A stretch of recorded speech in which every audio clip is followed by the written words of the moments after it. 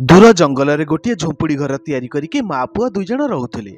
स्वामी मरीजिबा परे परे अंधविश्वास को नेकी सेमानंकु गाँरु बाहर कर दिया जाइथिला। ता परे परे माँ पुआ दुई जणंकु किछि आदिवासी सहारा देइथिले। आउ जंगल रे सेमानक लागि गोटे झोंपुड़ी घर तैयारी करि देई सेमानकर रहिबार ठिकाना तैयारी करि देइथिले। माँ एबे कोन आमे जंगल मझिरे रहिबा?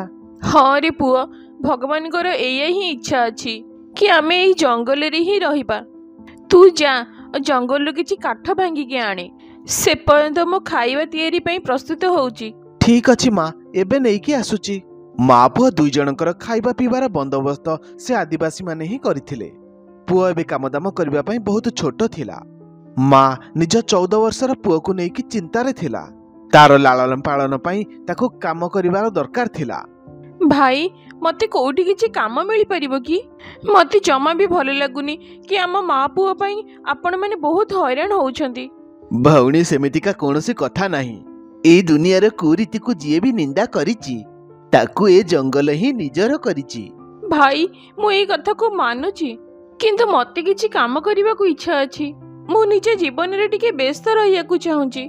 ठीक अछि भौणी, तुमको जदि काम करिबा को इच्छा अछि ताहाले तमे मो लागि रोसई करि दियो।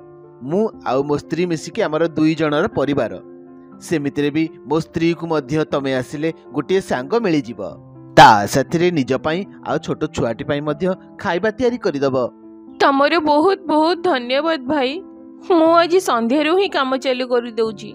आउ सेई दिन ठारू से आदिवासीर घरर दुई ओळी खाइबा माँ बनेबा को लागिला। एमिति भाबरे माँ पुआ दुई जनकर जीवन कटि जाउथला। जंगल रे रही रही पूरा वर्षटा बीती गला। माँ पुआ दुई जण एबे समान दिनचर्या रे व्यस्त रहुथिले। गोटिए दिन से आदिवासी घरे डाली तैयारी करुवा समय रे डाली शेष होई गला। तापरे माँ पुआ को डाक छाड़िला। पुअरे जा डाली कोठु जोगाड़ करिकी आणे, कोठु भी आणे। आउ एइटा गोटे मार ता पुआ पई निज गोड़रे ठिया हबार प्रथम चेष्टा थिला। मु कोठु जोगाड़ करिबी माँ? मु केमिति जानिबी ए डाली कोठु मिलुची? एइटा हेउची तो पई परीक्षा रे पुआ। तते जदि निज गोड़रे ठिया हेकी आम परिवार चलैबार अछि ताहेले एबे ठारू ही तते अभ्यास करिबा को पड़िबो। माँ मु तम कथा ठीक भाबरे बुझी पारिली। मु कोठारू हेले भी टिके डालीर प्रबंध करिकी आसुची। एबे पुआ डालीर व्यवस्था करिबार लक्ष्य नेइकी जंगलरू सहर आडकू गति करिबाकू लागिला। ता मुंडरे केवल एया ही चलीथिला जे जाउची कोनोसी दुकान रे काम करिकी किछि डालीर प्रबंध करिकी नेई आसीबी। से एबे सहरर दुकान मानकरे काम मागिबारे लागि पड़िला। बाबू कोन किछि काम मिलिबो? मु तते 100 टंका देबी, ता बदल रे मोर जो गोदाम घरटा असना हेकी पड़िछि ताकू सफा करि दे। ठीक अछि मालिक, मु जल्दी जल्दी काम रे लागि जाउची। पुआ एबे जल्दी जल्दी सारा गोदाम को सफा करिदेला। आउ से सफाई कामरू मिलिथिबा 100 टंका रे डाली किणिकी से जंगल आडकू गति कला। एथिरे पुआ आज मध्य बहुत खुशी थिला।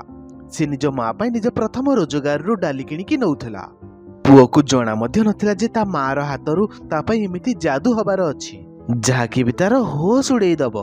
पुआ निज रोजगार रु प्रथम डाली किणिकी निज माँ को दबाकू जाउथला। संध्या समयर आलोक एबे अंधकार रे परिणत होई सारिथिला। आउ सेते बेले मझी जंगल रे थिबा गोटिए राक्षस पुअर बाट अटकेइला।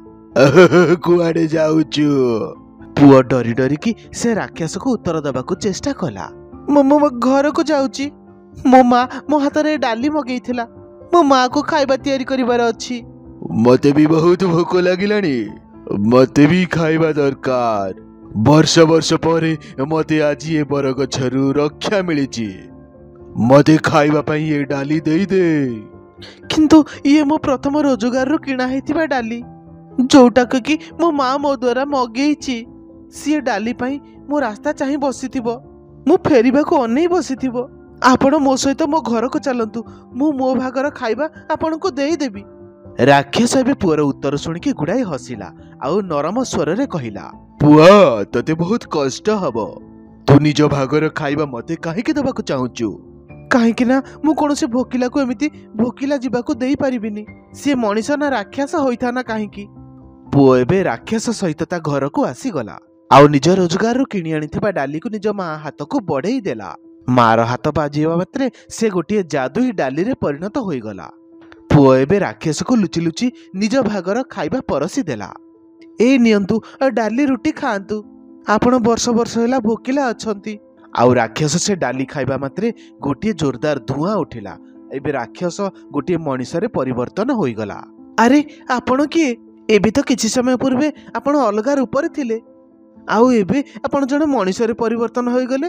ବିଲକୁଲ ମୋର ମରିଯାଇଥିବା ବାପାଙ୍କ ପରି ଦିଶୁଛନ୍ତି। ପୁଅରେ, ମୁଁ ତ ବାପା। ଯମରାଜ ମତେ ବହୁତ ଆଗରୁ ଡକେଇ ଦେଇଥିଲେ। ସତରେ ଆପଣ କଣ ମୋ ବାପା? ତାହେଲେ ତମେ ପୁଣି ଥରେ ଫେରି କେମିତି ଆସିଲ? ହଁ ରେ ପୁଅ, ମୋର ଆସିବାର ମୁଖ୍ୟ କାରଣ ତୋ ମାଆର ହାତରନ୍ଧା ଏଇ ଯାଦୁଇ ଡାଲି, ଯୋଉଟା କି ମୁଁ ଏଇ ଟିକେ ପୂର୍ବରୁ ଖାଇଲି। ମୁଁ ତମ କଥା ବୁଝିପାରୁନି ବାପା।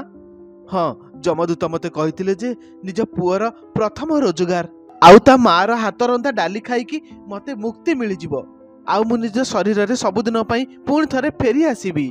ଆଜି ତୋ ମାଆର ହାତରନ୍ଧା ଏଇ ଡାଲି ଏଇ ଯାଦୁ କରିଦେଇଛି। ଏବେ ମୁଁ ତୁମ ଦୁଇ ଜଣଙ୍କର ଯତ୍ନ ପୁଣି ଥରେ ନେଇପାରିବି। ଏମିତି ଭାବରେ ନିଜ ବାପାଙ୍କୁ ସେ ପୁଣି ଥରେ ପାଇକି ବହୁତ ଖୁସି ହେଇଯାଇଥିଲା।